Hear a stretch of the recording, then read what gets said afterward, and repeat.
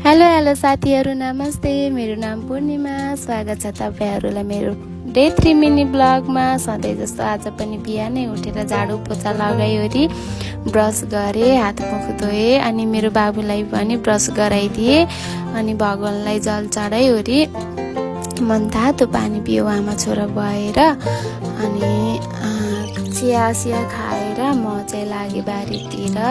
म चाहिँ बारीमा आइसकेँ, अब घाँस काट्छु।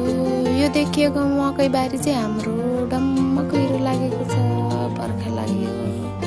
यही मकै पनि कति बेला बाँदरले सकाइदिन्छ थाहै हुँदैन। म चाहिँ घाँस काट्न लागेँ, अनि आज पनि हाम्रो देउरानी जेठानी काम भनेको हिजो खनेको खाडलमा मल हाल्दै सुन्तलाको बिरुवा लगाउने हो।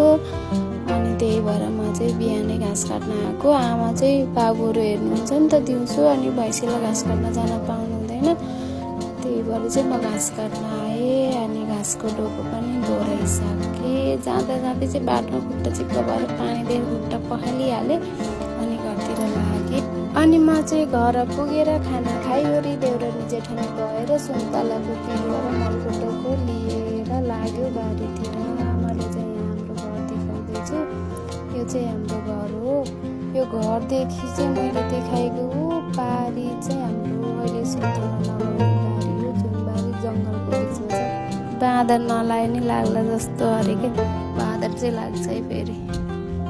अनि हामी चाहिँ यो यहाँदेखि वहाँ पारी जाने हो।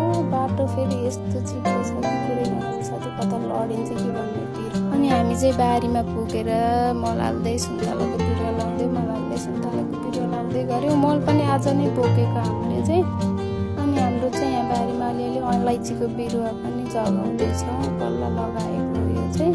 जाँदा जाँदै बाटोमा एउटा बेलौतीको बिरुवा भेट्यो, अनि त्यो बिरुवालाई पनि बारीमै लगेर सारिदियो हामीले चाहिँ। 30-40वटा बेर्न लगाइसकेपछि हामी चाहिँ घर गयो खाजा खानको लागि। हामी गएको देखेर बाबु चाहिँ खुसी भएको थिए। अनि हामीले चाहिँ खाजामा चाहिँ चिया र पास्ता खायौँ। अनि फेरि म लिएर लागेँ बारीतिर।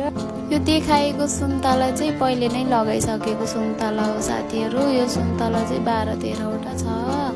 अनि हामीले पुरै सुन्तला लगाएर सकायौँ। अनि सुन्तलाको जरामा यसरी छापो पनि लगाएर सकायौँ। अनि हामी चाहिँ घरतिर लाग्यौँ थोरै घाँस लिएर। अनि मेरो भिडियो आजको लागि यति नै साथीहरू भन्दै मेरो मिनी ब्लगलाई माया गरिदिनु होला। लाइक, कमेन्ट, सेयर भने पक्कै गर्न नबिर्सिनु होला भन्दै आजको लागि बिदा हुन चाहन्छु साथीहरू। By by. मिठो माया अनि सम्झना। तपाईँहरूको शुभ दिन रहोस् साथीहरू। फेरि भेटौँला अर्को मिनी